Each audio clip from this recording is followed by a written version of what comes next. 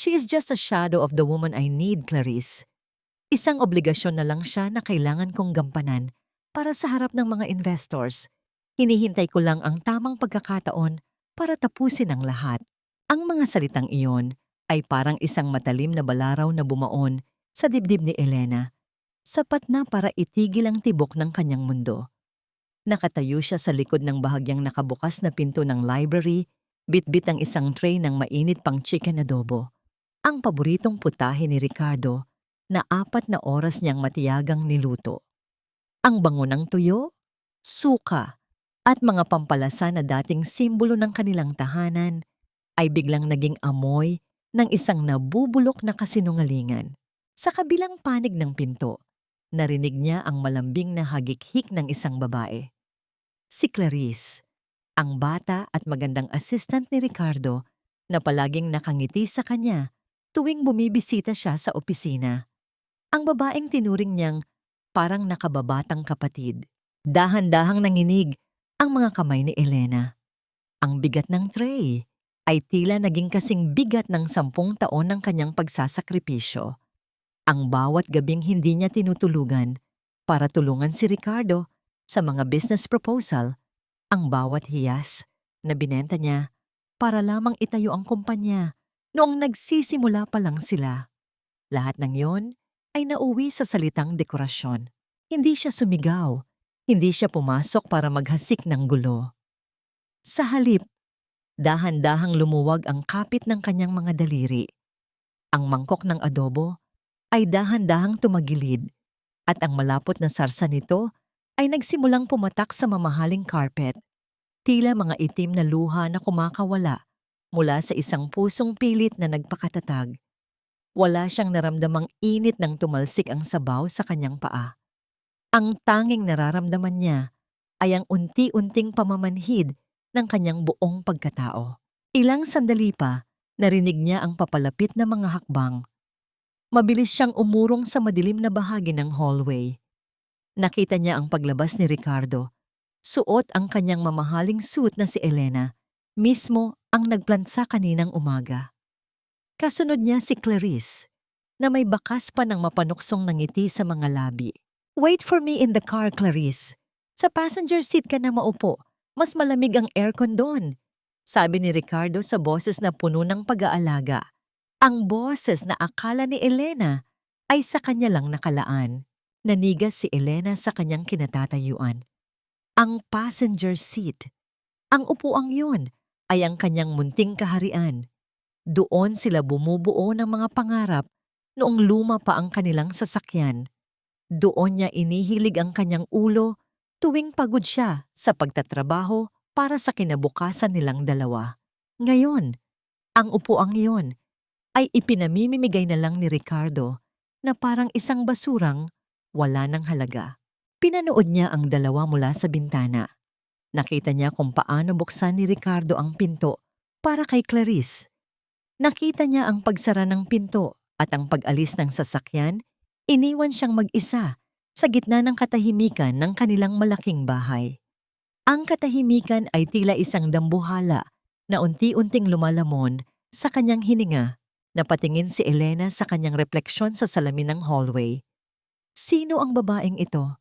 Ang kanyang buhok ay maayos, ang kanyang pananamit ay kagalang-galang, ngunit ang kanyang mga mata ay parang 2 bintana ng isang abandonadong gusali.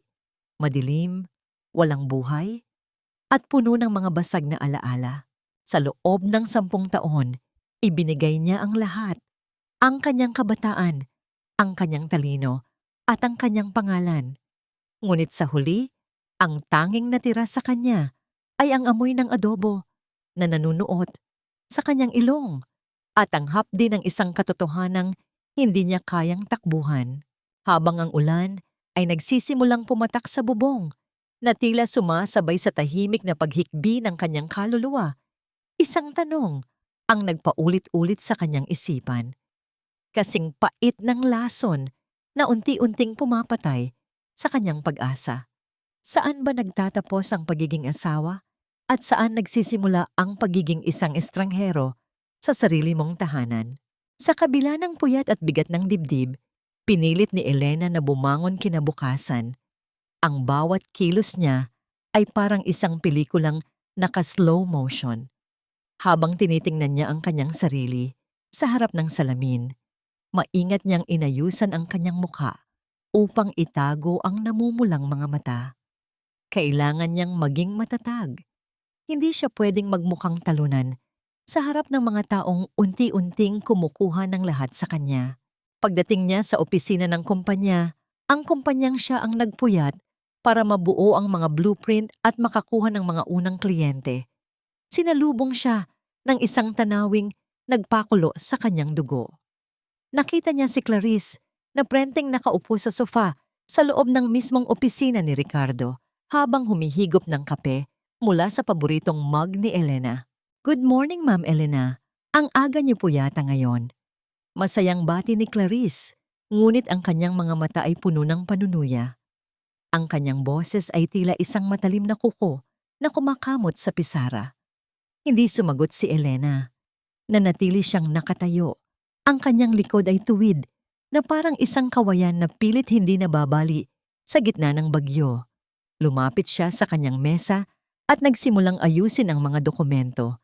Pilit na hindi tinitingnan ang babaeng tila may-ari na ng buong lugar. Eksaktong pumasok si Ricardo. Hindi man lang niya tinapunan ng tingin si Elena. Dumiretso siya kay Clarice at hinawakan ang balikat nito. Isang galaw na dati ay para lamang sa kanyang asawa.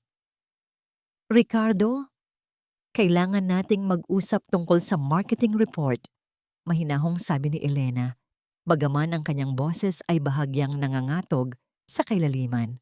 Huminto si Ricardo at tumingin sa kanya ng may halong inis. "Elena, can't it wait? Busy kami ni Clarice sa paghahanda para sa expansion sa Cebu. At isa pa, Clarice suggested a better strategy. Baka kailangan mo munang magpahinga. Mukhang stressed ka na masyado." "Stressed? Ricardo? Ako ang gumawa ng pundasyon ng proyektong yan," sagot ni Elena. Ang bawat salita ay parang isang piraso ng kristal na lumalabas sa kanyang bibig. Maganda, ngunit matalim. Dito na lumabas ang tunay na kulay ni Ricardo. Humakbang siya palapit kay Elena. Sapat na para maramdaman niya ang pamilyar na bango nito na ngayon ay tila nakakasuka na.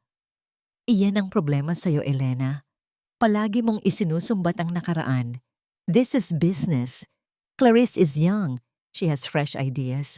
Hindi tulad mo na nakakulong na sa lumang sistema." Parang isang sampal ang bawat salitang binitawan ng kanyang asawa. Gaslighting, alam ni Elena ang ginagawa nito. Pinalalabas siyang hindi na sapat, na siya ang may problema, na ang kanyang mga kontribusyon ay wala ng halaga. "Wait, Ricardo," singit ni Clarice sa isang malambing na tono na tila lason. "I think Ma'am Elena just needs some space. Siguro, it's time na rin na gamitin ko yung kabilang office para mas mabilis kaming makapag-collaborate, di ba?" Tumingin si Ricardo kay Clarice at ngumiti, bago muling hinarap ang asawa. "Actually, Elena, that's a good idea. Clarice needs a bigger space for the creative team. I want you to move your things to the storage room office sa dulo. Temporary lang naman, hanggang sa matapos ang Cebu project." Ang storage room, ang madilim at maalikabok na sulok kung saan itinatambak ang mga lumang file at sirang gamit. Doon siya gustong ilagay ng lalaking pinag-alayan niya ng kanyang buhay. Hindi nakapagsalita si Elena. Ang kanyang lalamunan ay tila barado ng mga tuyong dahon. Tumingin siya kay Clarice at nakita niya ang tagumpay sa mga mata nito. Ang mapanuyang ngiti ng dalaga ay tila nagsasabing, "Sa'yo ang pangalan, pero sa akin ang kapangyarihan." Dahan-dahang kinuha ni Elena ang kanyang bag. Habang naglalakad siya palabas ng opisina, naramdaman niya ang matitinding tingin ng mga empleyado. Ang bulong-bulungan ay parang mga bubuyog sa kanyang paligid. Pagdating niya sa kanyang sasakyan, hindi niya napigilan ang pagtulo ng isang luhang kanina pa niya pinipigilan. Binuksan niya ang pinto sa tapat ng driver's seat, ngunit bago siya pumasok, napansin niya ang isang bagay sa passenger seat. Isang maliit na hikaw na may hugis bituin.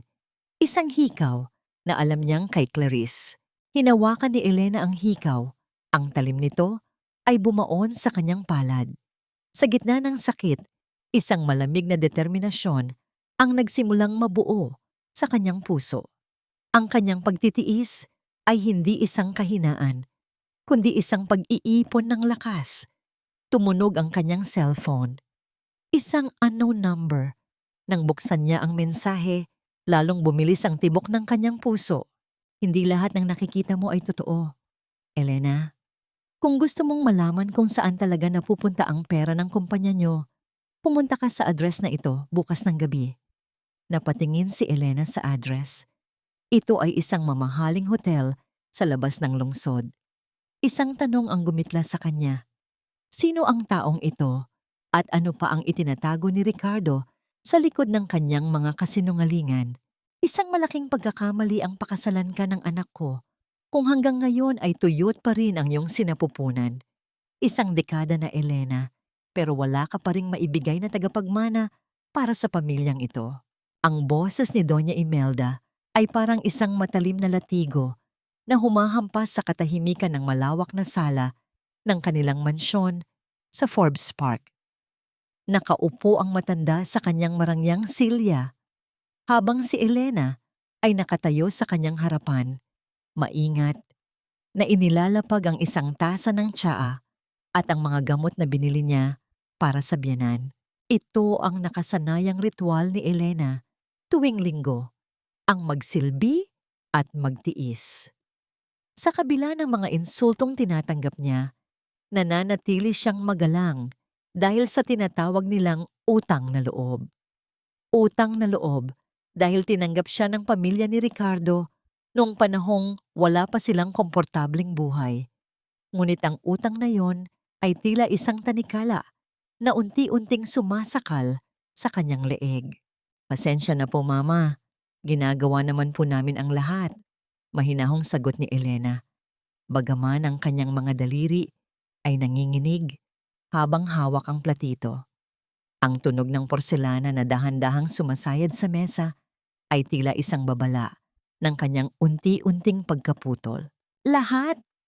O baka naman masyado kang abala sa kumpanya kaya nakalimutan mo na ang obligasyon mo bilang asawa? Pagpapatuloy ni Doña Imelda. Si Ricardo ay pagod na sa pagtatrabaho at pag-uwi niya, isang malungkot at bakanting bahay ang nadadatnan niya. Huwag kang magtaka kung isang araw humanap siya ng iba na mas bata at mas kayang magbigay sa kanya ng ligaya. Napatigil ang hininga ni Elena. Kung alam lang ng matanda na ang kanyang anak ay matagal na ngang nakahanap ng iba. Ngunit nanatiling nakatikom ang kanyang bibig.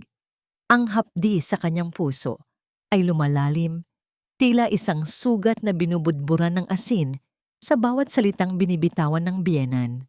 Bago siya umalis, iniabot ni Ricardo sa kanya ang isang maliit na kahon. Happy anniversary, Elena! Pasensya na kung late ko na naibigay. Masyadong busy sa office, sabi ni Ricardo, nang hindi man lang siya tinitingnan sa mga mata. Nang buksan ni Elena ang kahon sa loob ng kanyang silid, tumambad sa kanya ang isang kwintas na gawa sa perlas. Mukha itong maganda at mamahalin, ngunit nang hawakan niya ito, naramdaman niya ang kakaibang kagaanan ng mga butil. Bilang anak ng isang dating platero, alam ni Elena ang tunay sa peke. Ang kwintas na ito ay isang imitasyon, isang magandang pabalat para sa isang hungkag na pangako. Kasabay nito, lumabas sa kanyang social media feed ang isang post ni Clarice. Isang larawan ng dalaga na may suot na isang diamond necklace na may caption na, "A gift from someone who truly values me. At last, I found my king." Ang kaibahan ay kasing linaw ng sikat ng araw. Ang tunay na hiyas ay ibinigay sa kabit, habang ang peke ay itinira para sa asawa. Sa sandaling iyon, ang huling hibla ng pag-asa sa puso ni Elena ay tuluyang naputol. Ang kanyang pagkatao ay parang isang basong kristal na dahan-dahang nahuhulog at nagkakapiraso sa sahig ng kanyang sariling silid. Naramdaman niya ang init ng mga luhang dumadaloy sa kanyang pisngi, ngunit ang kanyang mga mata ay nananatiling nakapako sa salamin. Ang bawat patak ng kanyang luha ay tila nagsisilbing panggatong sa isang apoy na ngayon lang sumiklab sa kanyang kalooban. Hindi na siya ang mahinang Elena na sunod-sunuran. Kinuha niya ang kanyang cellphone at muling binasa ang mensahe mula sa hindi kilalang numero, ang address ng hotel, ang oras ng pagkikita. Ilang beses mo pa bang hahayaang tapakan nila ang iyong dangal, Elena? Bulong niya sa kanyang sarili.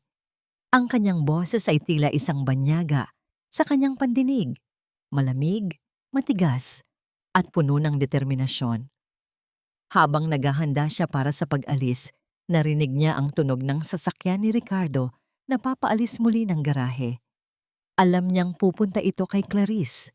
Alam niyang muli siyang iiwan sa katahimikan ng mansyong ito na tila isang gintong kulungan. Ngunit sa gabing ito, hindi na siya maghihintay sa bintana. Isinuot ni Elena ang kanyang itim na trench coat, kinuha ang susi ng kanyang sariling sasakyan at lumabas ng bahay ng walang lingon-lingon. Ang bawat hakbang niya sa pasilyo ay tila isang deklarasyon ng digmaan. Habang nagmamaneho siya patungo sa address na ibinigay, ang kanyang isipan ay puno ng mga katanungan. Sino ang taong gustong tumulong sa kanya? At ano ang tunay na halaga ng mga sikretong itinatago ni Ricardo sa ilalim ng kanyang mga pekeng perlas? Ang dilim ng gabi ay tila nakikiramay sa kanyang nararamdaman, ngunit sa dulo ng kalsada, isang maliit na liwanag ang naghihintay. Isang liwanag na maaaring magligtas sa kanya o tuluyang sumunog sa natitira niyang mundo. Ang bawat hakbang ni Elena sa malambot na carpet ng mamahaling hotel ay tila isang hakbang patungo sa isang bangin na siya mismo ang humukay. Ang bango ng mga sariwang bulaklak sa lobby ay hindi sapat para itago ang masangsang na amoy ng pagtataksil na tila nakadikit na sa kanyang balat. Suot ang kanyang itim na coat at isang salamin na nagtatago sa kanyang pagod na mga mata. Naglakad siya patungo sa dulo ng pasilyo ng ika-10 palapag. Sa loob ng room 1004, hindi isang kaaway ang kanyang natagpuan, kundi isang anino mula sa nakaraan ng kumpanya. Si Mang Nestor, ang dating chief accountant na biglang nag-resign 3 buwan na ang nakalilipas.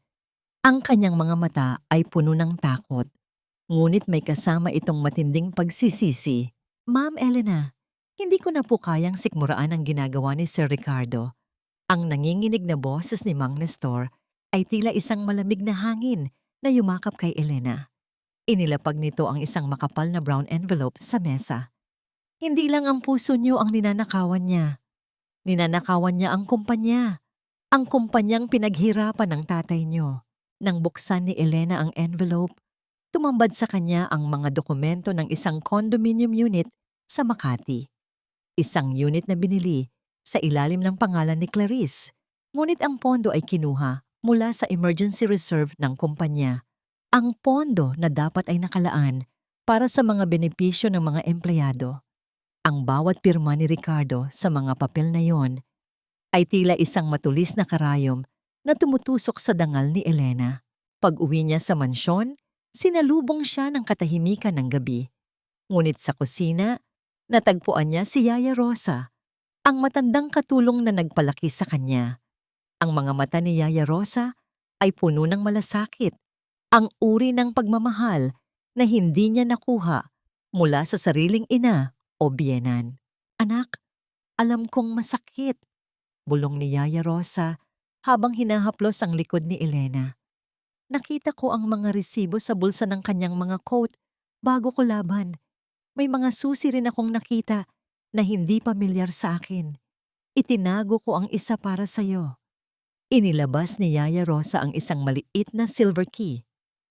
Gamitin mo ito, anak. Huwag mong hayaang ubusin kanila hanggang sa maging anino ka na lang sa sarili mong bahay. Bit-bit ang susi at ang bagong tuklas na impormasyon, naghintay si Elena sa loob ng kanilang silid. Madaling araw na nang dumating si Ricardo, amoy alak at may bakas ng lipstick sa kuwelyo ng kanyang polo. Agad itong pumasok sa banyo upang maligo. Iniiwan ang kanyang laptop na nakapatong sa bedside table. Ito na ang pagkakataon. Dahan-dahang lumapit si Elena sa mesa.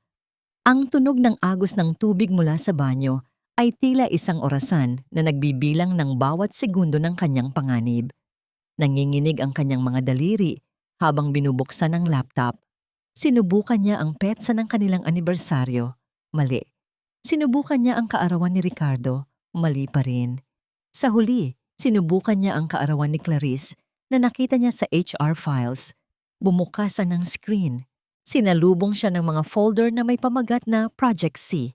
Sa loob ay mga litrato, mga bank transfer, at mga mensaheng punong-puno ng paglalambing na kailanman ay hindi na ibinigay ni Ricardo sa kanya. Ang bawat scroll niya sa mouse ay tila isang hakbang patungo sa impyerno. Nakita niya ang plano ni Ricardo na tuluyang ilipat ang lahat ng ari-arian ni Elena sa ilalim ng pangalan ng isang holding company na kontrolado ni Clarice. Anong ginagawa mo? Ang malamig at baritono na boses ni Ricardo ay bumasag sa katahimikan. Nakatayo na siya sa pintuan ng banyo, nakatapis lamang ng tuwalya at may hawak na bimpo. Ang kanyang mga mata ay nanlilisik, puno ng suspisya at galit. Mabilis na isinara ni Elena ang laptop, ngunit alam niyang huli na. Ang bilis ng tibok ng kanyang puso ay tila isang tambol na naririnig sa buong silid. Ang kanyang hininga ay naging mababaw, at ang lamig ng aircon ay tila naging kasing bangis ng yelo na dumidikit sa kanyang balat. Tinitingnan ko lang kung tapos mo na ang report para bukas. Pilit na pakalma na sagot ni Elena. Bagaman ang kanyang boses ay tila isang manipis na sinulid na malapit ng maputol. Humakbang palapit si Ricardo, kinuha ang laptop at marahas itong inilayo kay Elena. Huwag mong pakialaman ang mga gamit ko, Elena. Alam mo namang ayaw ko ng mga taong pakialamera. Baka nakakalimutan mo, sa akin nakapangalan ang pamumuno ng kumpanyang ito. Tiningnan ni Elena ang kanyang asawa, ang lalaking minahal niya, ang lalaking pinagkatiwalaan niya ng kanyang buhay. Sa sandaling iyon, hindi na pag-ibig ang nakikita niya, kundi isang estranghero na handang pumatay ng kaluluwa para lamang sa sariling kasakiman. Nang lumabas si Ricardo ng silid para kumuha ng maiinom, naiwan si Elena na nakaupo sa gilid ng kama. Ang kanyang mga kamay ay nakakuyom, ang kuko ay bumaon sa kanyang palad hanggang sa makaramdam siya ng hapdi. Ngunit ang hapdi sa kanyang kamay ay wala pang kalahati ng hapdi sa kanyang puso. Saan pa kaya aabot ang mga kasinungalingan mo, Ricardo? At hanggang kailan ko kayang panatilihin ang maskara ng isang tapat na asawa bago ako tuluyang lamunin ng puot na ito? You're just a historical relic, Elena. At ang mga relikya, inilalagay sa museo. Hindi sa tabi ng isang lalaking tulad ni Ricardo na punong-puno ng pangarap at buhay. Ang tinig ni Clarice ay kasing talim ng isang bagong hasang patalim, direkta at walang pasubali. Nakaupo sila sa loob ng isang mamahaling coffee shop kung saan ang amoy ng kape ay tila naging amoy ng isang lason na dahan-dahang pumapatay sa natitirang pasensya ni Elena. Maingat na inilapag ni Elena ang kanyang tasa. Pilit na hindi ipinapakita ang panginginig ng kanyang mga daliri sa ilalim ng mesa. Dito, sa gitna ng maraming tao, ang lahat ay mukhang normal. Ang mga tao sa paligid ay nagtatawanan, ang mga barista ay abala sa kanilang mga makina. Ngunit sa pagitan nilang dalawa, may isang digmaang hindi nakikita, ngunit kasing tindi ng apoy. Clarice, assistant ka lang sa kumpanya. Huwag mong kalimutan kung sino ang kinakausap mo. Ang malamig na sagot ni Elena. Ang boses niya ay nanatiling kalmado, isang maskara ng katatagan na pilit niyang isinusuot sa kabila ng unti-unting pagkadurog ng kanyang puso. Tumawa si Clarice, isang tunog na puno ng paghamak. Inayos niya ang kanyang buhok, ipinapakita ang brilyanteng kwintas na kumikinang sa ilalim ng liwanag ng shop. Assistant sa umaga, pero reyna sa gabi. Elena, let's be real. Ricardo doesn't love you anymore. You're just a business partner now. Isang piraso ng papel na nagbibigay sa kanya ng shares pero hindi ng init at saya. Huminga ng malalim si Elena. Ang bawat salita ni Clarice ay tila isang dagok sa kanyang sikmura. Ang mairing sulyap ng dalaga sa kanyang katawan ay puno ng pangungutya. Tingnan mo ang sarili mo, Elena. Tuyot na ang kagandahan mo, pati ang sinapupunan mo, parang disyerto. Patuloy ni Clarice, ang boses ay bumaba, ngunit ang bawat pantig ay malinaw. You can't even give him a child. Do you really think he'll stay for a woman who can only offer him balance sheets and old memories? Ang salitang tuyot ay parang isang sampal na yumanig sa buong pagkatao ni Elena. Naramdaman niya ang init na umakyat sa kanyang pisngi, hindi dahil sa hiya, kundi dahil sa matinding puot na pilit niyang ikinukulong. Ang tasa ng kape na hawak niya ay tila naging kasing init ng kanyang galit. Ngunit sa halip na isaboy ito, mas pinili niyang dahan-dahang ilapag ito sa platito. Ang tunog ng porselana ay naging kasing luksa ng isang kampana sa libing. Ang pera, ang kumpanya, ang bahay. Sa akin, mapupunta ang lahat ng yan, Elena. Hinihintay ko na lang ang pirma mo sa divorce papers na lihim na hinahanda ni Ricardo. Ang huling hirit ni Clarice bago siya tumayo. Kinuha niya ang kanyang mamahaling bag at tumingin kay Elena nang may halong awa. Masakit ang katotohanan, di ba? Pero mas masakit ang manatili sa isang lugar kung saan hindi ka na kailangan. Naiwan si Elena na nakaupo sa gitna ng ingay ng coffee shop na tila naging isang vacuum ng katahimikan para sa kanya. Ang kanyang hininga ay naging mababaw. Ang kanyang mga mata ay nakapako sa bakanteng upuang iniwan ni Clarice. Parang nawalan siya ng pakiramdam sa kanyang mga binti. Ang buong paligid ay unti-unting nag-blur habang ang mga salita ni Clarice ay paulit-ulit na umaalingaw-ngaw sa kanyang isipan. Kinuha ni Elena ang kanyang cellphone mula sa bag, balak na tawagan ang kanyang abogado, ngunit isang notification ang bumasag sa kanyang konsentrasyon. Isang video message mula sa isang unregistered number. Nang i-play niya ang video, ang mundo ni Elena ay tuluyan ng gumuho.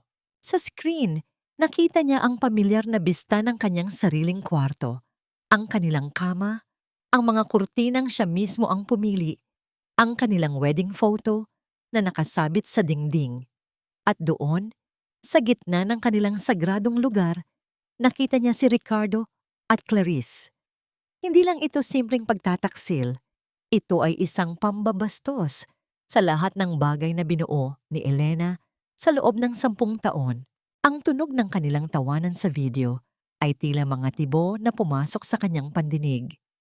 Ang kanyang kamay ay nanginginig ng husto hanggang sa mabitawan niya ang cellphone sa sahig. Ang tunog ng pagbagsak ng gadget ay tila ang huling hininga ng kanyang pag-asa. Tumayo si Elena. Ang kanyang paningin ay madilim.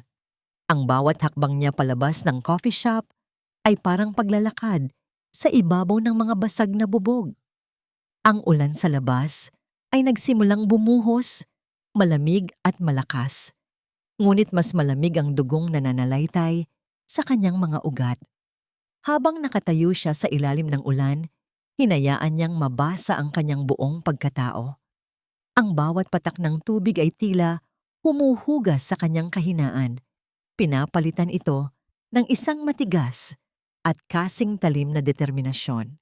Saan mo kinuha ang lakas ng loob na pasukin ang aking tahanan, Ricardo? At kailan mo natutunang gawing basura ang ating sumpaan sa harap ng Diyos? Dinukot ni Elena ang kanyang basa ng cellphone mula sa bulsa at muling tiningnan ang huling frame ng video. Ang kanyang mga mata, na dati ay puno ng pagmamahal, ay naging kasing dilim na ng gabi. Isang plano ang nagsimulang mabuo sa kanyang isipan. Isang plano na hindi lang kukuha ng hustisya, kundi magtuturo sa kanila kung ano ang tunay na halaga ng bawat bagay na kanilang ninakaw. Ngunit bago ang lahat, kailangan niyang harapin ang huling lihim na itinatago ni Ricardo sa loob ng kanilang bahay. Isang lihim na hindi lang sisira sa kanilang kasal, kundi maaring magpabagsak sa buong imperyong kanilang binuo. Elena, kailangan mo na talagang magpatingin sa doktor. Hindi na normal ang takbo ng isip mo. Masyado ka nang lunod sa sarili mong mga imahinasyon. Ang mga salitang yon ni Ricardo ay parang malamig na tubig na ibinuhos sa nag-aapoy na damdamin ni Elena. Nakatayo siya sa gitna ng kanilang sala, basang-basa pa rin mula sa ulan. Nanginginig ang mga kamay habang hawak ang cellphone na naglalaman ng video ng kataksilan ng kanyang asawa. Sa halip na makakita ng pagsisisi, ang bumungad sa kanya ay ang mapanuring tingin ni Ricardo. Malamig, mapanghusga, at puno ng pagkukunwari. Dahan-dahang lumapit si Ricardo, kinuha ang baso ng whiskey sa mesa at marahang inalog ang yelo sa loob nito. Ang tunog ng mga piraso ng yelo na tumatama sa baso ay tila isang babala ng paparating na panganib. Tiningnan niya si Elena mula ulo hanggang paa nang may halong awa na lalong nagpapakulo sa dugo ng asawa. Ricardo, nakita ko kayo sa mismong kama natin. Paano mo nagawa ito?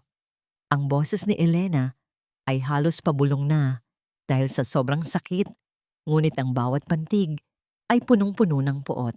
Humalakhak ng bahagya si Ricardo, isang tunog na walang bahid ang saya. Isang video. Elena, sa panahon ngayon, kahit anong imahe ay kayang gawin ng teknolohiya. Masyado ka ng paranoid. Siguro ay dahil sa stress mo sa kumpanya. O baka naman, dahil sa inggit mo sa mga babaeng mas bata at mas masigla kaysa sayo. Inggit? Ricardo, asawa mo ako. 10 taon tayong magkasama. Sigaw ni Elena, ang kanyang hininga ay naging mabilis at mababaw. Ang bawat salita ni Ricardo ay tila isang pako na pilit ibinabaon sa kanyang katinuan. At sa loob ng 10 taon na yan, naging pabigat ka lang sa akin, Elena. Ang malupit na sagot ni Ricardo. Lumapit siya ng husto, sapat na para maamoy ni Elena ang alak sa kanyang hininga. Palagi kang naghihinala, palagi kang may nakikita na wala naman talaga. Tingnan mo ang sarili mo, basang-basa, nanginginig, nagsisisigaw tungkol sa mga bagay na hindi naman totoo. Sino ang maniniwala sa'yo? Hinawakan ni Ricardo ang magkabilang balikat ni Elena. Ang kanyang kapit ay mahigpit, tila isang bakal na naggagapos sa kanya. Nag-usap na kami ni Mama. Nag-aalala na rin siya sa mental health mo. Kung hindi ka titigil sa mga eksenang ganito, mapipilitan akong gawin ang nararapat para sa ikabubuti mo. May mga pasilidad na para sa mga taong nawawala na sa sarili nilang isip. Napatitig si Elena sa mga mata ng kanyang asawa. Doon niya nakita ang isang katotohanang mas nakakatakot kaysa sa video. Hindi lang siya pinagtataksilan ni Ricardo, balak din siyang burahin nito sa mundo.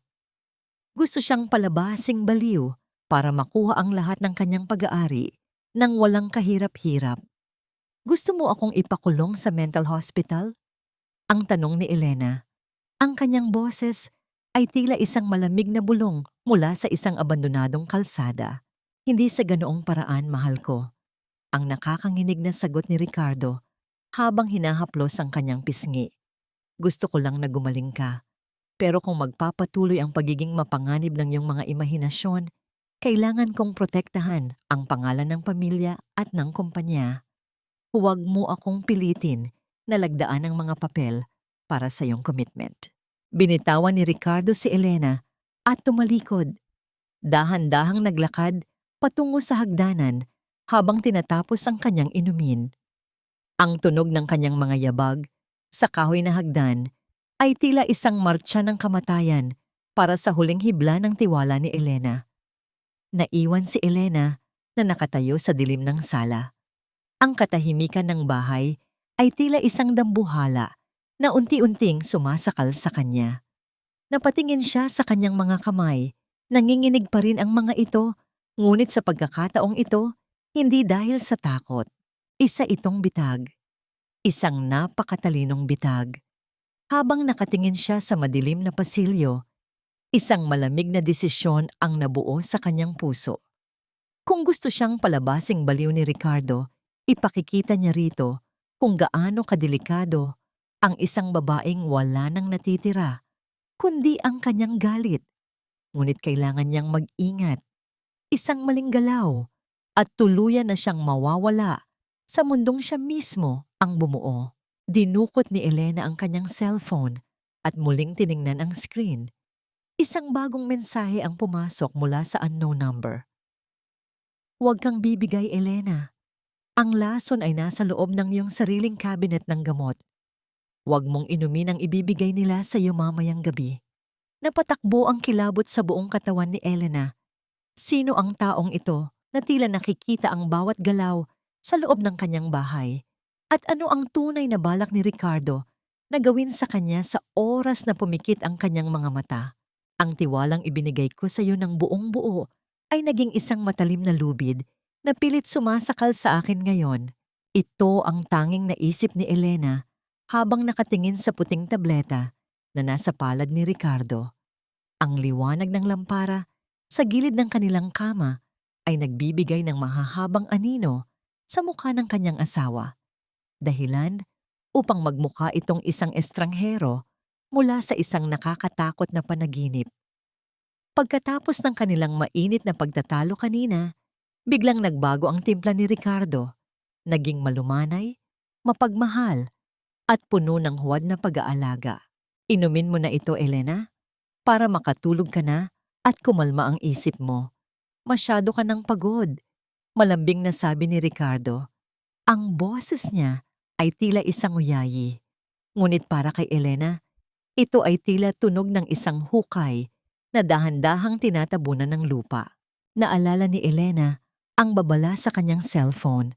Dinampot niya ang baso ng tubig at sa isang mabilis na paggalaw ng kamay, isinubo niya ang gamot. Ngunit maingat itong itinago sa ilalim ng kanyang dila. Uminom siya ng tubig at ipinakita kay Ricardo ang kanyang walang lamang bibig. Ngumiti si Ricardo, isang ngangiting hindi umabot sa kanyang mga mata bago ito lumabas ng silid upang hayaan siyang magpahinga. Nang masiguro ni Elena na wala na ang asawa, mabilis niyang iniluwa ang tableta sa isang tissue at itinago ito sa loob ng kanyang bag. Ang panginginig ng kanyang mga kamay ay hindi na dahil sa takot, kundi dahil sa matinding puot na nagsimulang mag-alab sa kanyang dibdib. Hindi lang siya gustong palabasing baliw, gusto rin siyang gawing parang isang lantang gulay ni Ricardo para mas madali nitong makuha ang lahat. Kinabukasan, sa halip na pumunta sa opisina, lihim na nakipagkita si Elena sa isang lumang kaibigan ng kanyang yumaong ama, si Attorney Santos, sa loob ng isang maliit at tahimik na library na puno ng amoy ng mga lumang libro at papel. Tumambad kay Elena ang katotohanang matagal nang itinago sa kanya. Elena, anak, matagal ko nang gustong sabihin ito sa'yo, pero natatakot ako para sa kaligtasan mo. Panimula ni Attorney Santos habang inilalapag ang isang makapal na dokumento sa mesa. Ang tunog ng paglapag ng mga papel ay tila isang paggising sa natutulog na diwa ni Elena. Ang kumpanyang pinapatakbo ni Ricardo ngayon, 70% ng mga shares niyan ay nakapangalan pa rin sa'yo sa ilalim ng trust fund na iniwan ng tatay mo. Hindi yun pwedeng ibenta o ilipat ng walang pirma mo. Nanlaki ang mga mata ni Elena. Pero sinabi ni Ricardo na nalulugi ang kumpanya at kailangan kong pirmahan ang mga waiver para maisalba ang mga ari-arian namin. Iyon ang kasinungalingan niya, Elena. Malungkot na sagot ng abogado. Ginamit niya ang tiwala mo para unti-unting kontrolin ang kumpanya. Pero sa batas, ikaw ang tunay na reyna ng imperyong iyon. Siya ay isang katiwala lamang na nagpapanggap na hari. Sa sandaling iyon, ang lahat ng piraso ng puzzle ay nabuo sa isipan ni Elena. Ang gaslighting, ang pananakot na ipasok siya sa mental hospital, ang pagpapainom ng gamot, lahat ng iyon ay para makuha ang kanyang pirma at tuluyang maagaw ang kanyang legal na karapatan. Hinawakan ni Elena ang lumang fountain pen ng kanyang ama na nakapatong sa mesa. Ang lamig ng bakal nito ay nagbigay sa kanya ng kakaibang lakas. Ang sandali kung saan naramdaman niyang dumadaloy muli sa kanyang mga ugat ang tapang ng kanyang ama. Hindi siya isang biktima. Siya ang arkitekto ng kanyang sariling tadhana. Attorney Santos, tulungan niyo akong ilipat ang lahat ng pondo mula sa aking personal na trust fund patungo sa isang shadow account na hindi makikita ni Ricardo. Ang malamig at determinadong utos ni Elena. Gusto kong simulan ng pagbawi sa lahat ng kinuha niya sa akin. Isang sentimo, isang piraso ng lupa, isang pangarap. Ibabalik ko ang lahat sa tamang lugar. Habang naglalakad si Elena palabas ng library, ang sikat ng araw ay tumama sa kanyang mukha. Hindi na siya ang babaeng basang-basa sa ulan at nanginginig sa takot. Ang kanyang mga hakbang ay may kasiguraduhan na ang kanyang paningin ay diretso. Pag-uwi niya, sinalubong siya ni Ricardo na may kasamang dalawang lalaking naka-uniforme ng pang-medical. Elena, nag-usap na kami ni Mama. Kailangan mo na talagang mag-obserba sa pasilidad para sa iyong kaligtasan. Ito na ang mga doktor na susuri sa iyo. Tumingin si Elena kay Ricardo at sa unang pagkakataon, siya ang ngumiti. Isang ngiting puno ng lihim na tagumpay at matalim na babala. Sige Ricardo, gawin mo ang gusto mo. Pero tandaan mo, ang bawat desisyon mo ngayon ay may katumbas na kabayaran na hindi mo pa kayang bayaran. Bago pa makakilos si Ricardo, tumunog ang kanyang cellphone.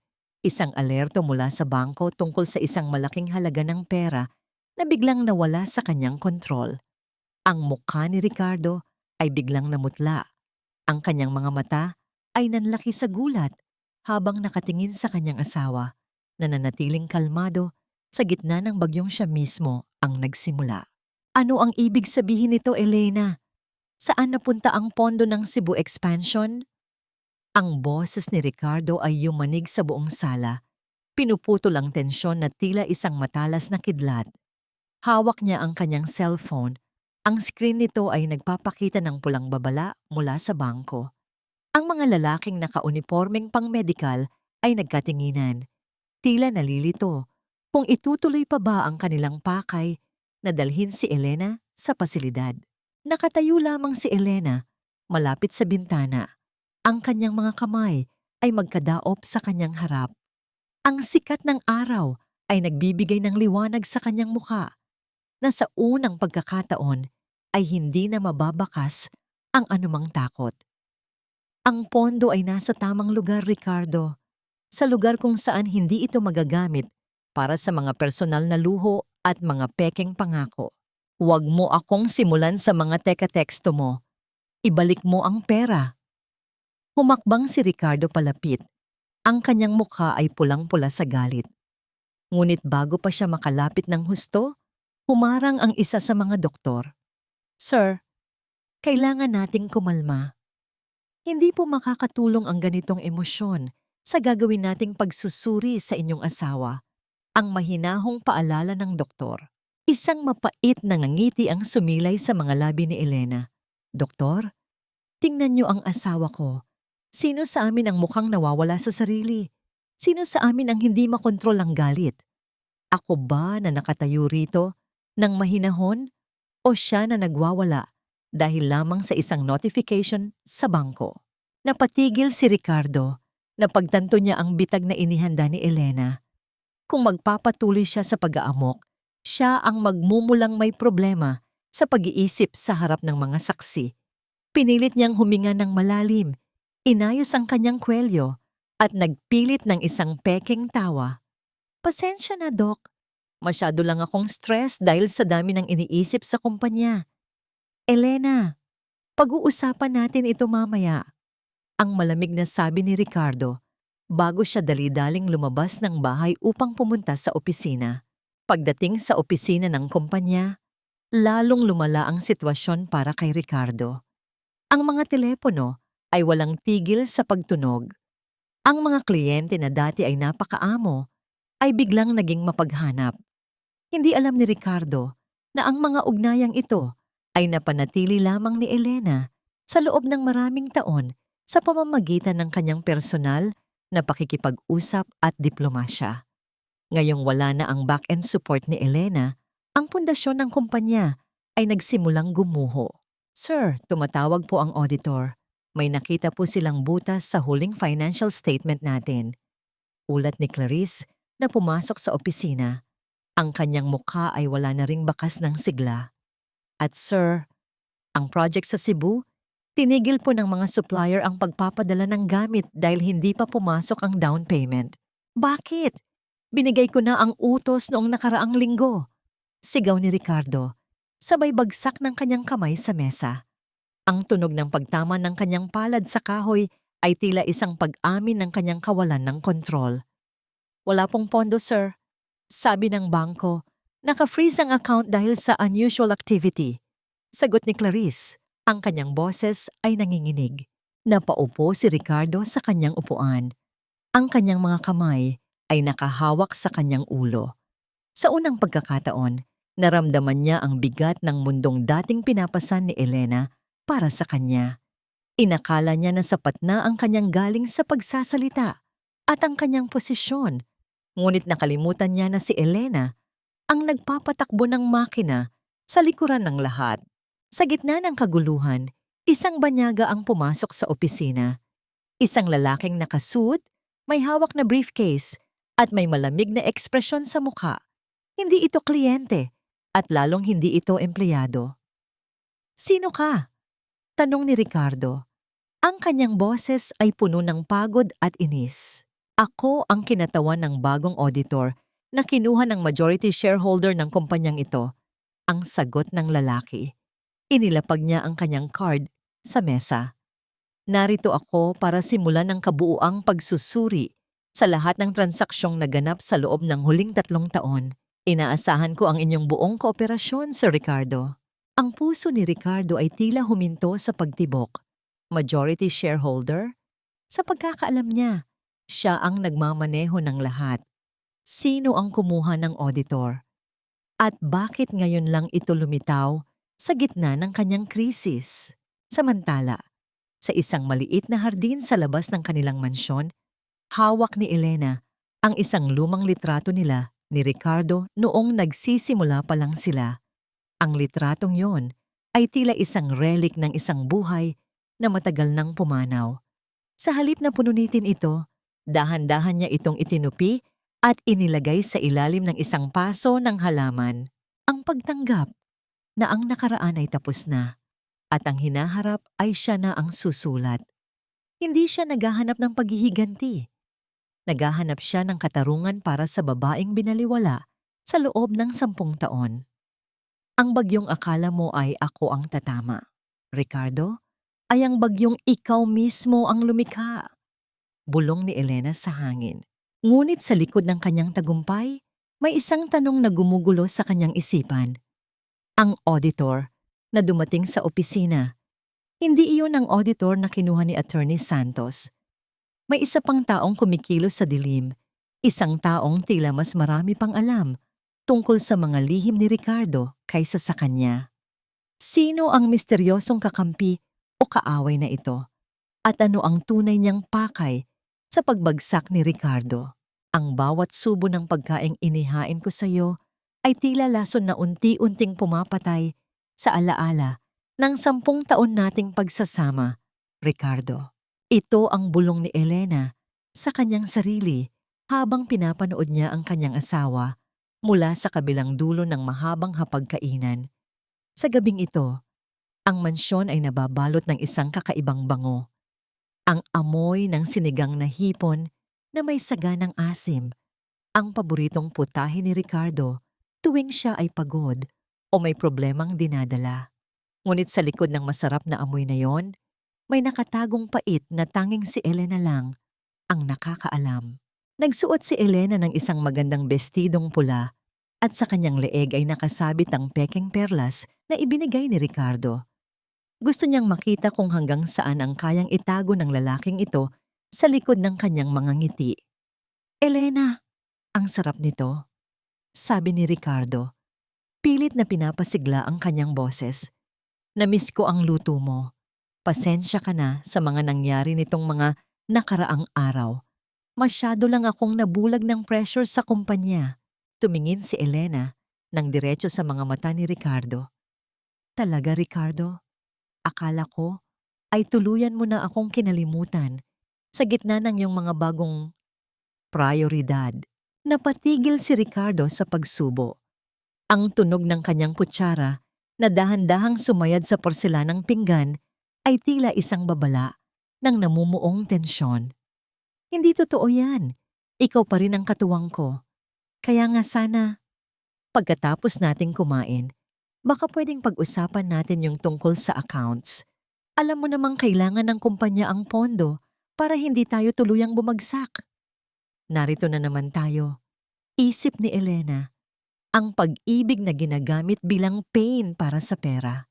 Ricardo, bago natin pag-usapan ng pera, may isang tanong lang ako. Mahinahong sabi ni Elena, sa loob ng 10 taon, naging tapat ka ba sa akin? Mahal mo ba talaga ako? Sandaling natahimik ang paligid. Ang tanging naririnig ay ang mahinang pag-ikot ng electric fan sa sulok at ang malalim na paghinga ni Ricardo.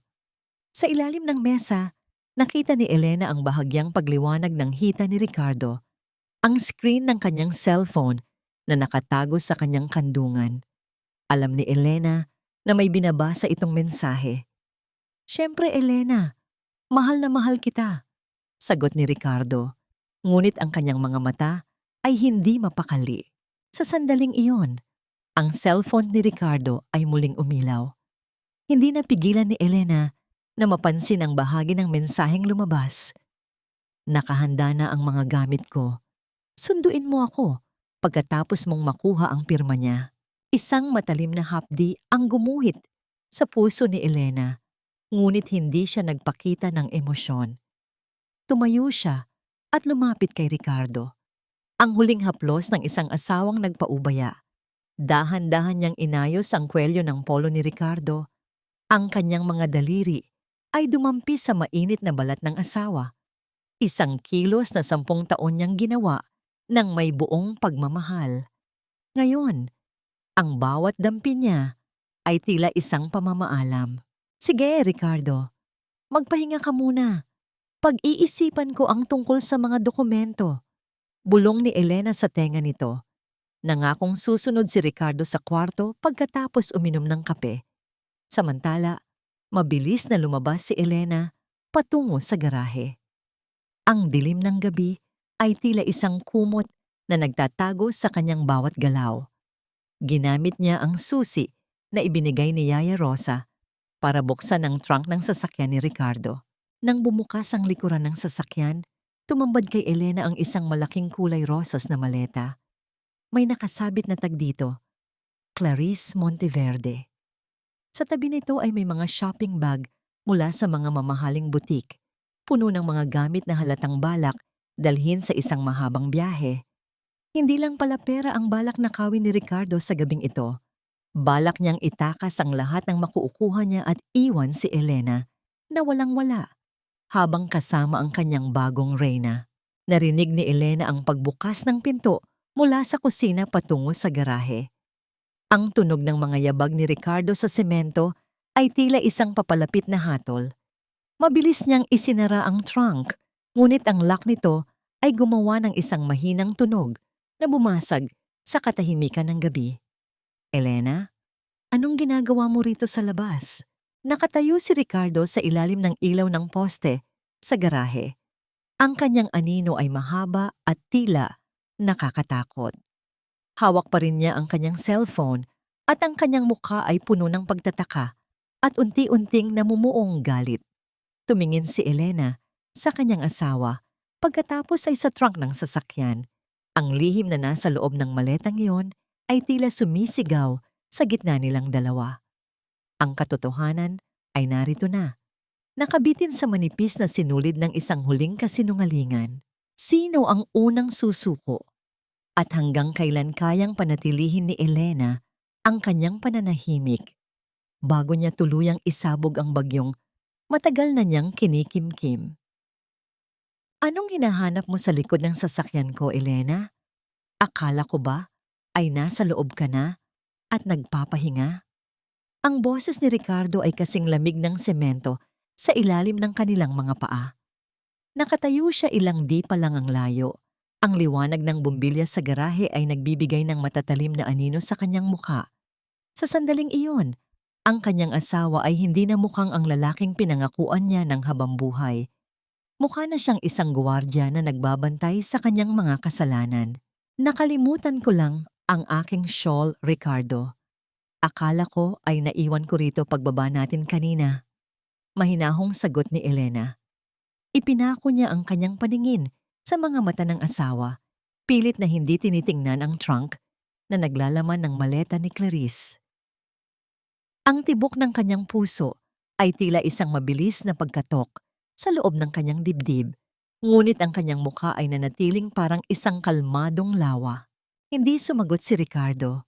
Sa halip, dahan-dahan siyang lumapit at kinuha ang susi mula sa kamay ni Elena. Ang dampi ng kanilang mga balat ay tila isang kuryenteng nagdadala ng babala. Pumasok ka na sa loob. Naghihintay si Mama sa sala.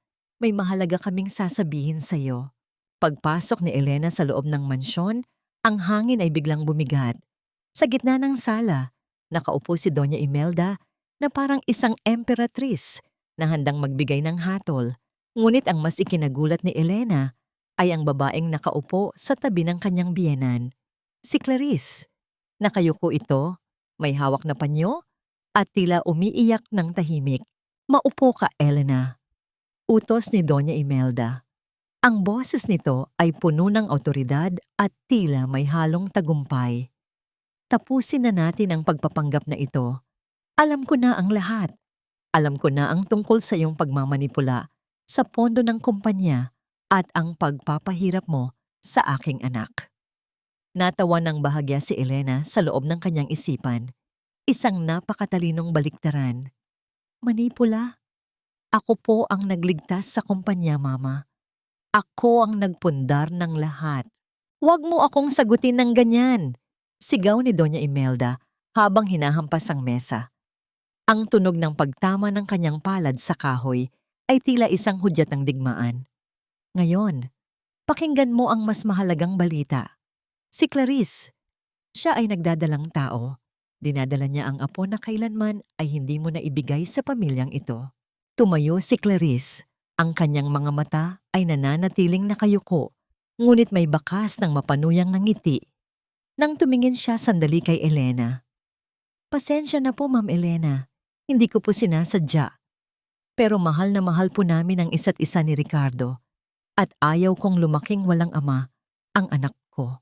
Parang isang malakas na sampal ang dumapos sa pagkatao ni Elena. Hindi dahil sa sakit ng pagtataksil, dahil matagal na niyang alam iyon, kundi dahil sa kawalang hiyaan ng dalawang tao sa kanyang harapan. Tumingin siya kay Ricardo na pumasok sa sala at tumayo sa likod ni Clarice. Inilagay ang kamay sa balikat nito bilang proteksyon. Elena, hindi na tayo pwedeng magsama sa ilalim ng iisang bubong. Malamig na sabi ni Ricardo. Para sa kapakanan ng bata at sa katahimikan ng lahat, gusto kong umalis ka na sa bahay na ito. Ngayon din. Palayasin mo ako sa sarili kong bahay? Sa bahay na binili gamit ang pawis ko? Ang tanong ni Elena. Ang boses niya ay mababa, ngunit puno ng kapangyarihan. Wala kang dokumentong magpapatunay niyan, Elena. Lahat ng ito ay nakapangalan sa akin at sa pamilya ko. Sagot ni Ricardo nang may halong panunuya. Ngayon, kunin mo na ang mga gamit mo at lumayas ka. Wala kang puwang sa pamilyang ito.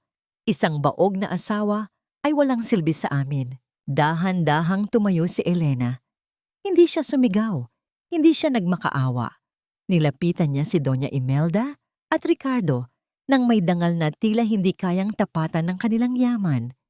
Ang bawat hakbang niya sa carpeted na sahig ay tila isang paglaya mula sa mga tanikalang 10 taon niyang dinala. Aalis ako, bulong ni Elena. Pero tandaan niyo ang gabing ito, ang bahay na ito, ang kumpanyang yan, at ang lahat ng karangyaan niyo.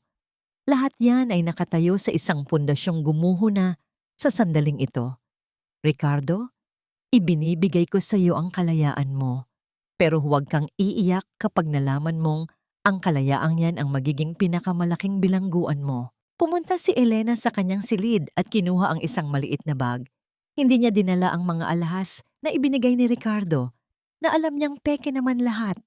Ang tanging kinuha niya ay ang lumang singsing ng kanyang ama at ang mga dokumentong itinago niya sa ilalim ng sahig. Habang naglalakad siya palabas ng mansyon sa gitna ng kadiliman, narinig niya ang tawanan ni na Clarice at Doña Imelda mula sa loob. Ang tunog ng kanilang saya ay tila isang kutyang humahabol sa kanya. Ngunit sa pagtapak ni Elena sa labas ng gate, isang matalas at misteryosong ngiti ang sumilay sa kanyang mga labi. Dinukot niya ang kanyang cellphone at nagdial ng isang numero. Simulan na natin ang susunod na hakbang. Ipagbili mo na ang lahat ng shares sa ilalim ng pangalan ko. Gusto kong makita kung gaano katatag ang kanilang imperyo kapag wala na ang perang nagpapatakbo rito. Sa gitna ng ulan, naglakad si Elena nang walang lingon-lingon. Siya ay wala ng bahay, wala ng asawa, at wala ng pamilya. Pero sa unang pagkakataon, sa loob ng 10 taon, hawak na niya muli ang kanyang sarili. Ang tanong na lang ay, sino ang tunay na naghihirap? Ang babaeng lumabas sa ulan o ang mga taong nanatili sa loob ng mansyong malapit ng lamuni ng utang at iskandalo? Wala na ang dating Elena na kilala nyo. Ang babaeng sumasamo sa inyong pagmamahal ay matagal nang nilamon ng inyong kalupitan. Ang mga salitang ito ay pabulong na binigkas ni Elena habang nakatingin sa maliit at bitak-bitak na salamin ng isang hamak na paupahang kwarto sa gilid ng Maynila. Malayo ito sa kintab ng marmol at liwanag ng mga kristal na chandelier sa Forbes Park. Dito, ang tanging nagbibigay ng liwanag ay ang isang bumbilyang aandap-andap. Tila sumasabay sa pagod na hininga ng gabi. Ang amoy ng luma at mamasamasang kahoy ay nanunuot sa kanyang ilong. Ngunit sa unang pagkakataon, sa loob ng 10 taon, naramdaman ni Elena na ang hangin ay hindi na sumasakal sa kanya. Ang bawat patak ng ulan na tumatama sa luma at kalawanging yero sa itaas ay tila isang malungkot na oyayi na nagpapatulog sa kanyang mga alaala. Wala nang Ricardo na magsasabi kung ano ang dapat niyang isuot. Wala nang Doña Imelda na magpapaalala sa kanya na siya ay isang baog na walang silbi. Dahan-dahang binuksan ni Elena ang kanyang maliit na bag. Inilabas niya ang isang pirasong tuyo at isang mangkok ng malamig na kanin na ibinigay ng kapitbahay, si Aling Nena, isang dating empleyado sa pabrika ng kanyang ama na tinulungan niya noong nagkasakit ang anak nito. Ma'am Elena, pasensya na po at ito lang ang maibibigay ko. Ang mahiyain ngunit tapat na tinig ni Aling Nena kanina ay tila isang haplos sa kanyang sugatang kaluluwa. Ang bawat subo ng tuyo at kanin ay tila mas masarap pa kaysa sa mga mamahaling steak na kinakain niya noon sa gitna ng mga plastik na ngiti at mapanirang bulungan. Sa simpleng hapagkainang ito, hindi siya ang Mrs. Alcantara na dekorasyon lamang. Siya si Elena, ang anak ng isang platero, ang babaeng may dugong matapang at may dangal na hindi kayang bilhin ng salapi. Sa kabilang dulo ng lungsod, sa loob ng malamig na opisina ng Alcantara Group, ang katahimikan ay tila isang bombang nakatakdang sumabog. Nakaupo si Ricardo sa kanyang swivel chair. Ang kanyang mga kamay ay nanginginig habang pilit na binubuksan ang online portal ng kanilang corporate bank account. Hindi maaari. Bakit zero? Ang nanginginig na bulong ni Ricardo. Ang liwanag ng screen ng computer ay nagpapakita ng isang katotohanang hindi niya matanggap. Ang lahat ng pondo para sa mga susunod na buwan, ang payroll ng mga empleyado, at ang pondo para sa mga materyales, lahat ay tila naglaho na parang bula. Kasabay nito, ang pagpasok ni Clarice sa opisina ay hindi na may dalang malambing na ngiti. Ang kanyang mukha ay puno ng takot at pagmamadali. Ricardo, ang credit card ko, declined. At tumawag ang landlord ng kondo, kailangan na nating bayaran ang arrears para sa susunod na 6 na buwan dahil nalaman nilang hindi na tayo ang may-ari ng unit. Ano? Sigaw ni Ricardo, sabay bagsak ng kanyang kamao sa mesa. Ang tunog ng pagtama ng kanyang balat sa kahoy ay tila isang pag-amin ng kanyang unti-unting pagbagsak. Paanong nangyari yan? Ang unit na yan ay binili natin sa pondo ng kumpanya. Iyon na nga ang problema, Ricardo. Sigaw ni Clarice. Ang kanyang boses ay naging matinis at puno ng panunumbat. Naka-audit na ang lahat. Ang bawat sentimong ginamit natin ay nakalista bilang unauthorized withdrawal ni Elena. Dahil siya ang majority shareholder, binawi niya ang lahat ng kanyang suporta. Napatayo si Ricardo. Ang kanyang paningin ay nagdilim. Ngayon lang niya napagtanto ang ibig sabihin ng mga huling salita ni Elena. Hindi lang siya basta lumayas. Binunot ni Elena ang mismong ugat na nagpapatatag sa kanyang kinatatayuan. Kung wala ang pera ni Elena, si Ricardo ay isa lamang lalaking may magarang pangalan ngunit walang laman ng bulsa. Nasaan siya? Hanapin niyo si Elena. Ang utos ni Ricardo sa kanyang mga tauhan sa pamamagitan ng intercom, ngunit ang tanging sumagot sa kanya ay ang tunog ng static at ang katahimikan ng mga empleyadong nagsisimula na ring magalsa dahil sa balitang wala silang matatanggap na sweldo. Sa kanyang maliit na silid, kinuha ni Elena ang isang lumang notebook. Sinimulan niyang isulat ang mga pangalan ng mga taong tunay na nagmamahal sa kanya. Sa bawat dulo ng panulat sa papel, ang tunog nito ay tila isang hakbang patungo sa kanyang muling pagsilang. Hindi siya naghihiganti para lamang manakit. Naghihiganti siya para bawiin ang buhay na ninakaw sa kanya. Ngunit sa gitna ng kanyang pagmuni-muni, isang marahas na katok sa kanyang pinto ang bumasag sa katahimikan. Ang tunog ng paghampas sa kahoy ay tila hindi titigil hanggat hindi ito nabubuksan. Elena, alam kong nandyan ka. Buksan mo ang pinto. Ang sigaw ng isang pamilyar na boses mula sa labas. Hindi ito si Ricardo. Ito ay ang boses ni Doña Imelda, ang matandang reynang pilit na hinahabol ang kanyang nawawalang korona. Bakit siya narito? Paano niya nahanap ang tagong lugar na ito? At anong bagong kamandag ang dala niya para sa babaeng akala niya ay tuluyan na niyang napabagsak? Dahan-dahang tumayo si Elena.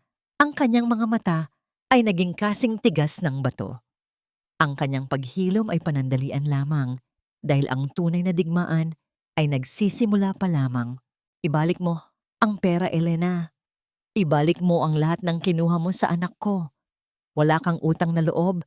Pagkatapos ka naming pakainin at patuluyin sa aming tahanan, ganito ang igaganti mo. Ang boses ni Doña Imelda ay pumailan lang sa maliit na pasilyo ng paupahan, sapat na para magbukas ng mga bintana ang mga usiseryong kapitbahay.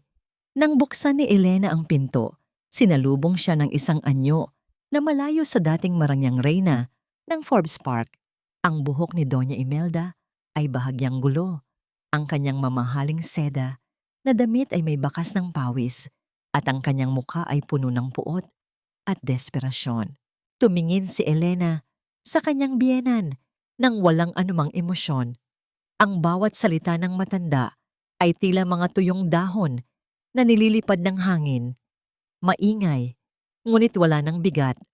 Sa likod ni Elena, makikita ang kanyang maliit na hapagkainan kung saan nakalatag ang kalahating piraso ng tuyo at isang tasa ng tsaa. Ang kaibahan ng marangyang bihis ng matanda sa karukaan ng silid ay isang mabalasik na merienda ng katotohanan. Mama, pumasok kayo. Mahinahong sabi ni Elena. Huwag tayong mag-eskandalo rito. Ang mga tao rito ay nagtatrabaho ng tapat para sa bawat butil ng kanin, hindi tulad ng pamilya niyo na nabuhay sa pawis ng iba. Huwag mo akong pagsabihan, sigaw ni Doña Imelda habang tinutulak ang pinto.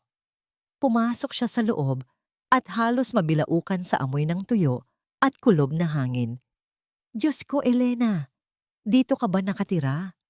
Napakabaho. Ibalik mo na ang pondo ng kumpanya at ang mga ari-ari ang linuho mo para makabalik ka na sa mansyon.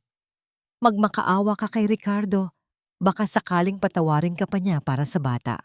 Dahan-dahang naupo si Elena sa kanyang luma at umaalingaw-ngaw na kahoy na upuan. Ang perang sinasabi niyo, Mama, ay hindi ninakaw. Iyon ay ang aking dibidendo at shares na 10 taon kong hindi kinuha dahil inilaan ko sa inyo. Ngayon, kinuha ko lang ang sa akin. At tungkol sa pagbabalik, bakit ako babalik sa isang impyernong ako mismo ang nagpundar para sa inyo? Baog ka na nga, wala ka pang puso. Ang huling hirit ni Doña Imelda, ngunit sa pagkakataong ito, hindi na ito tumagos kay Elena. Mas mabuti nang maging baog ang sinapupunan kaysa maging baog ang kaluluwa. Ang sagot ni Elena na naging sanhi ng pananahimik ng matanda. Umalis na kayo, Mama. Sabihin niyo kay Ricardo, ang susunod na papel na matatanggap niya ay hindi na galing sa bangko, kundi mula sa korte. Habang pinapanood ni Elena ang pag-alis ni Doña Imelda na halos matisod sa hagdanan, isang malalim na buntong hininga ang kumawala sa kanyang dibdib. Ang pagbitiw sa huling hibla ng takot sa kanyang biyanan. Dahan-dahan niyang kinuha ang baso ng tubig at uminom. Ang lamig nito ay tila nagpapatibay sa kanyang kalooban. Samantala, sa opisina ni Ricardo, ang sitwasyon ay tila isang naglalagablab na kalsada. Ang tunog ng mga taong sumisigaw sa labas ng gusali, mga supplier na hindi nabayaran at mga empleyadong nag-aalala ay naririnig hanggang sa loob. Nakaupo si Ricardo sa sahig. Ang kanyang kurbata ay maluwag at ang kanyang buhok ay gulo-gulo. Sa isang sulok, nakita niya si Clarice na mabilis na nag-eempake ng kanyang mga personal na gamit mula sa kanyang mesa. Hindi lang ito mga ballpen o notebook. Nakita ni Ricardo na isinisilid ni Clarice ang isang mamahamhaling relos at ilang alahas na nakatago sa drawer. Saan ka pupunta, Clarice? Tanong ni Ricardo. Ang boses niya ay basag at puno ng pagod. Ricardo, kailangan nating maging praktikal. Mabilis na sagot ni Clarice nang hindi tumitingin. Hindi ko pwedeng hayaang madamay ang pangalan ko sa gulo niyo ni Elena. At ang bata, kailangan ko siyang protektahan. Pupunta muna ako sa probinsya namin. Iiwan mo ako? Ngayong wala na akong pera? Tanong ni Ricardo. Isang mapait na tawa ang kumawala sa kanyang lalamunan. Akala ko ba ay mahal mo ako? Akala ko ba ay ako ang hari mo?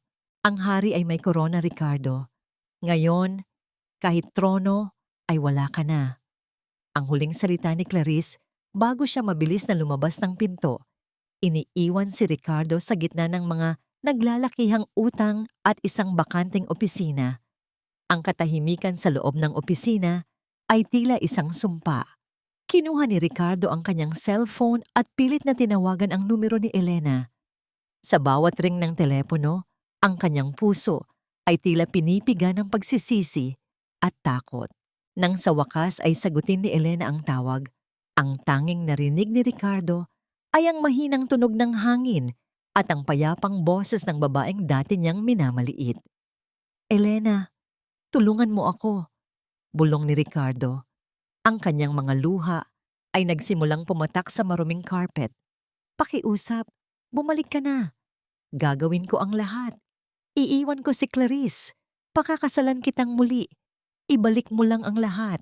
Nanatiling tahimik si Elena sa kabilang linya. Ang bawat segundo ng katahimikan ay tila isang taon ng paghihirap para kay Ricardo. Masyado ng gabi para sa mga panaginip, Ricardo. Ang huling sabi ni Elena bago niya pinutol ang tawag. Ngunit sa likod ng kanyang katatagan, isang malakas na pagkatok muli ang narinig ni Elena sa kanyang pinto. Sa pagkakataong ito, hindi ito si Doña Imelda. Sa ilalim ng pinto, nakita niya ang isang dahan-dahang pag-agos ng isang itim na likido. Langis o lason?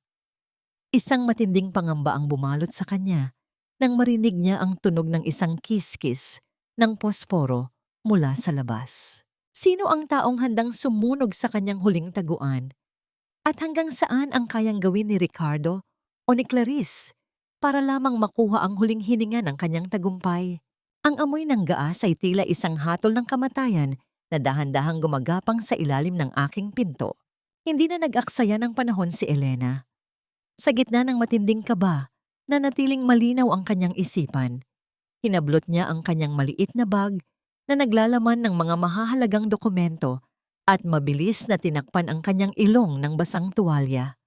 Ang tunog ng paggasgas ng posporo sa labas ay tila isang kulog sa kanyang pandinig. Sa isang iglap, isang maliit na liwanag ang sumilip sa ilalim ng pinto. Kasunod ang dahan-dahang pag-akyat ng init na tila gustong lumamon sa kanyang kinalalagyan. Ngunit bago pa man tuluyang kumalat ang mga dila ng apoy, narinig niya ang isang malakas na boses mula sa labas. Isang boses na puno ng awtoridad. Pagkatapos ay ang tunog ng pagbagsak ng isang mabigat na bagay at ang mabilis na paglayo ng mga yabag ng paa. Nang buksan ni Elena ang pinto, sinalubong siya ng usok.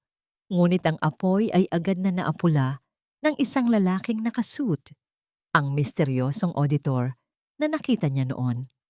"Ligtas na kayo, Ma'am Elena. Hindi namin hahayaang saktan kayo ng mga taong desperado na." 3 araw pagkatapos ng pangyayaring iyon, ang Alcantara Group ay nagpatawag ng isang kagyat na Board of Directors meeting.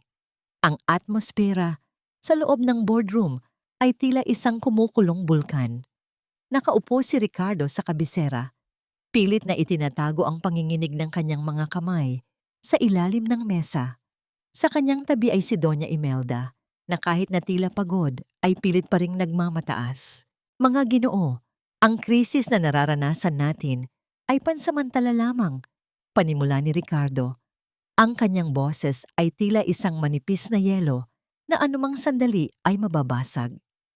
"Ang aking asawa ay nagkaroon ng problema sa pag-iisip at kinuha niya ang pondo bilang pananakot.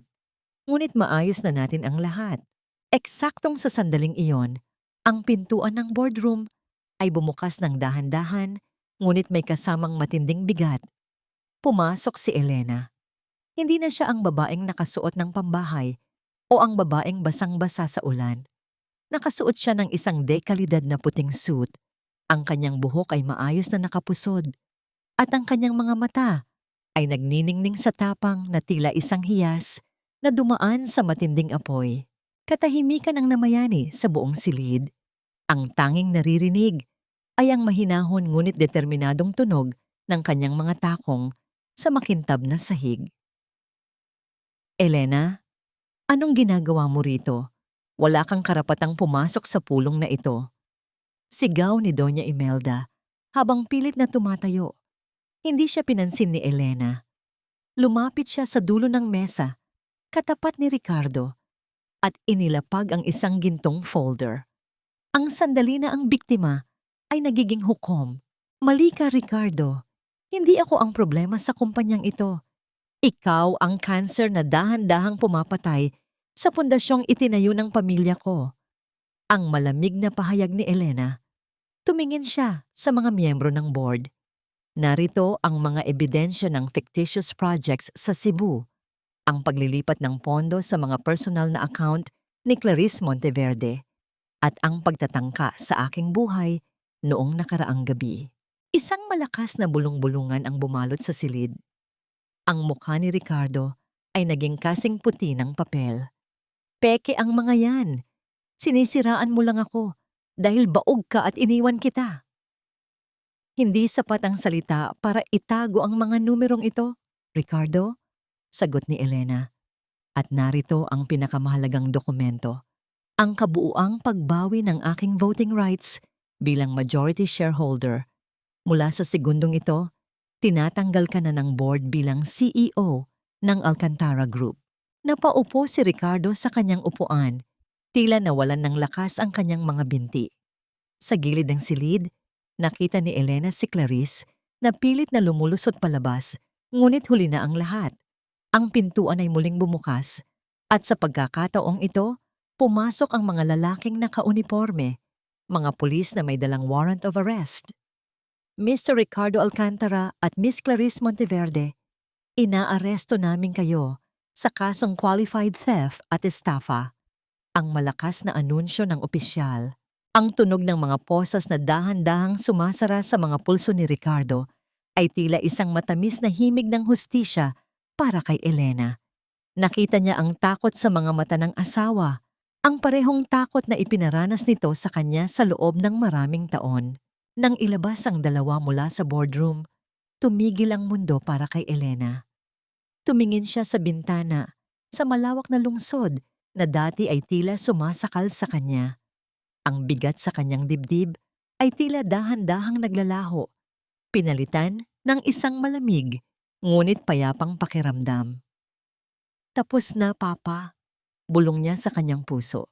Ngunit habang papaalis ang mga pulis, lumingon si Clarice kay Elena nang may isang kakakaibang namangiti, isang nangiting puno ng lason. Akala mo ba ay nanalo ka na, Elena? Ang bata sa sinapupunan ko, siya ang huling alas na kailanman ay hindi mo matatalo. Napatigil si Elena. Sa kabila ng tagumpay, ang binitawang salita ni Clarice ay tila isang maliit na karayom na pumasok sa kanyang balat. May katotohanan ba sa sinabi nito o isa lamang itong desperadong hirit ng isang talunan? Sino ang tunay na magmamana ng lahat sa huli?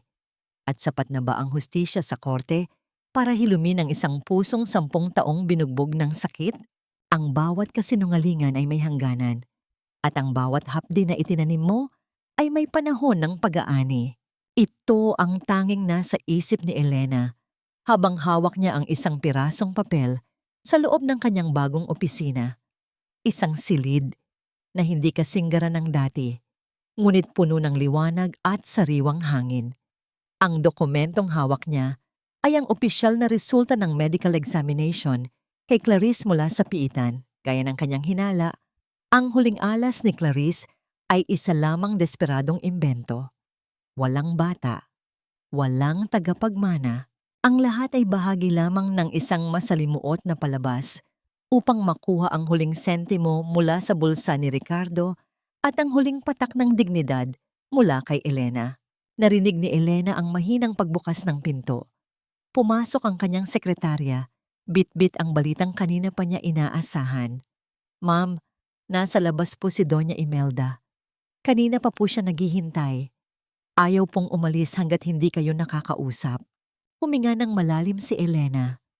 Ang pangalan ng kanyang dating biyenan ay hindi na nagpapadala ng kaba sa kanyang dibdib.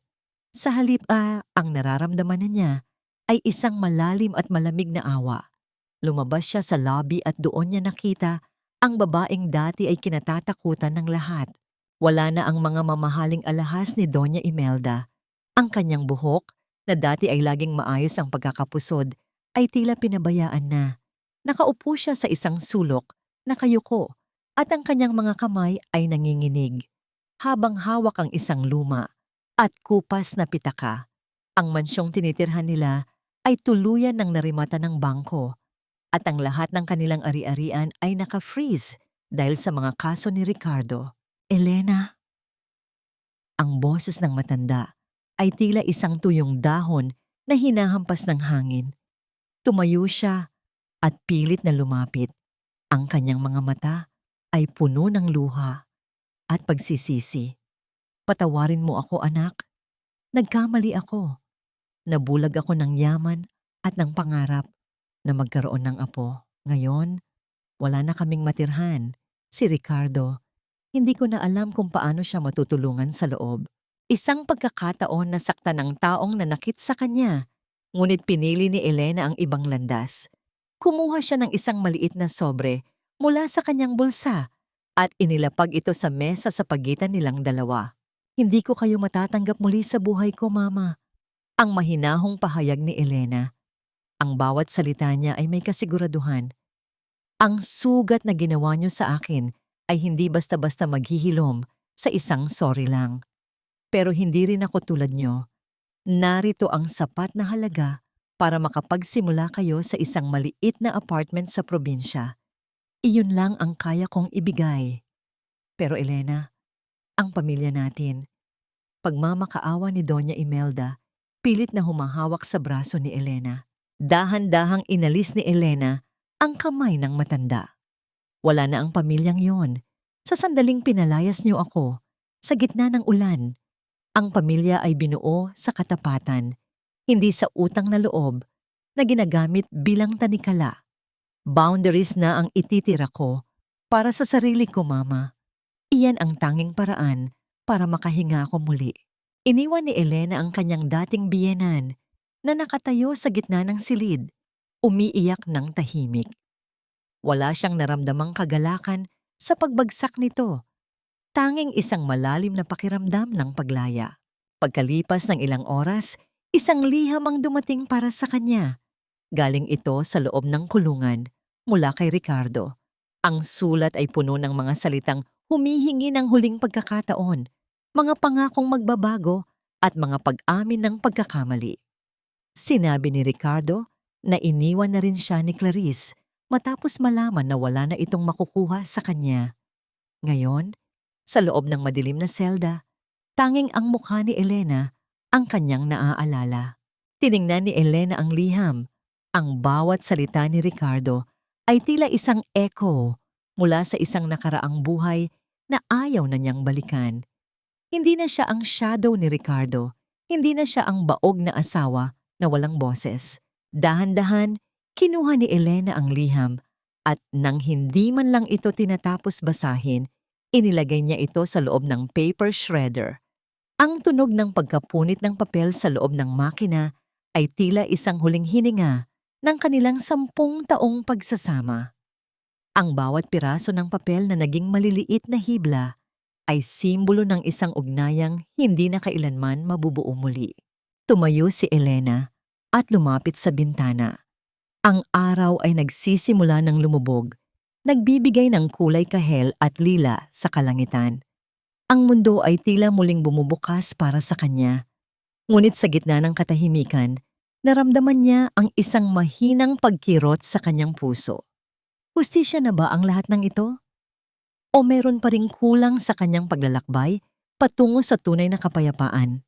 Habang tinitingnan niya ang kanyang refleksyon sa salamin, napansin niya ang isang bagay na matagal na niyang hindi nakikita.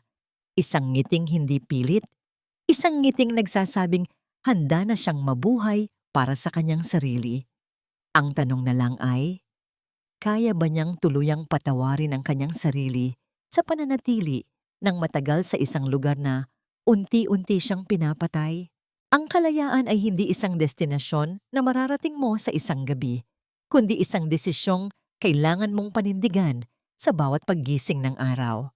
Ang mga salitang ito ay tila isang banayad na kumpas sa isipan ni Elena habang pinagmamasdan niya ang malawak na dagat mula sa balkonahe ng kanyang bagong tahanan.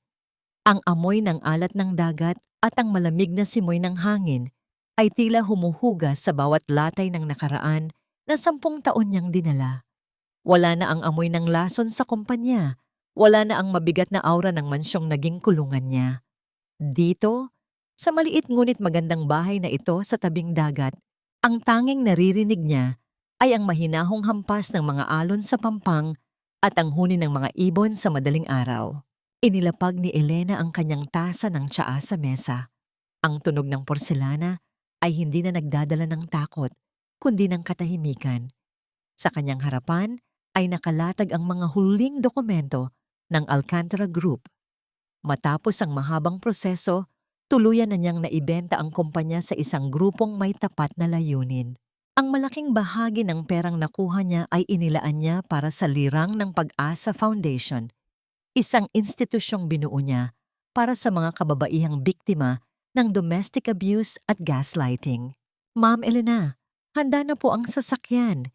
Hinihintay na po kayo sa center para sa inaugurasyon. Ang malambing na tinig ni Yaya Rosa mula sa pintuan. Ang matanda ay piniliring sumama sa kanya. At sa bawat ngiti nito, nakikita ni Elena ang kalinga ng isang tunay na pamilya. Salamat, Yaya. Susunod na ako. Sagot ni Elena nang may ngiting abot hanggang sa kanyang mga mata.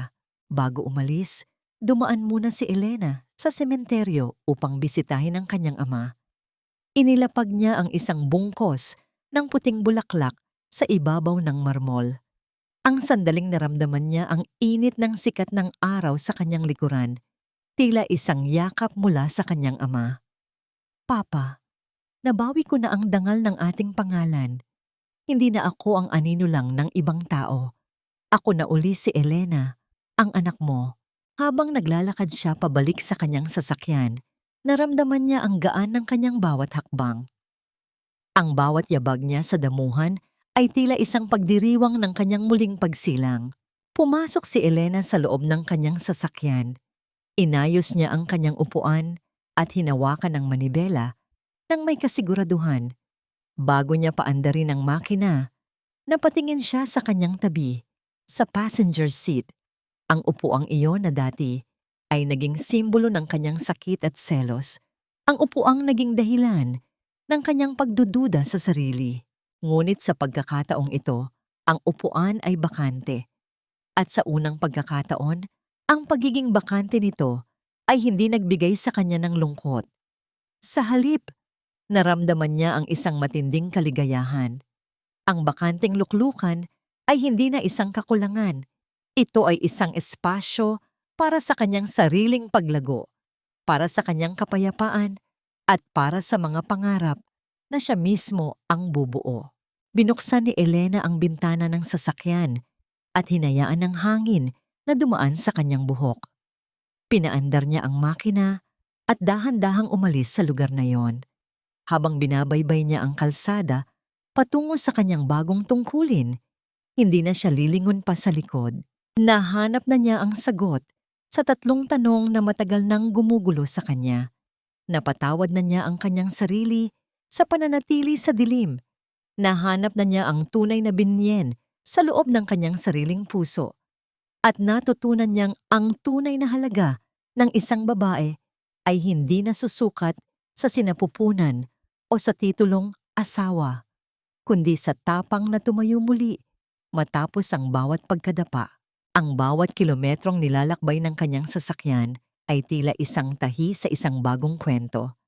Isang kwento kung saan siya ang bida, siya ang arkitekto, at siya ang reyna ng sarili niyang buhay. Sa salamin ng sasakyan, nakita ni Elena ang papalubog na araw na nagbibigay ng ginintuang kulay sa buong paligid. Ang dilim ay darating muli. Alam niya iyon. Ngunit sa pagkakataong ito, hindi na siya natatakot dahil alam na niya kung paano magningning sa sarili niyang liwanag. 1 taon ang mabilis na lumipas mula ng huling beses na tumapak si Elena sa loob ng boardroom ng Alcantara Group.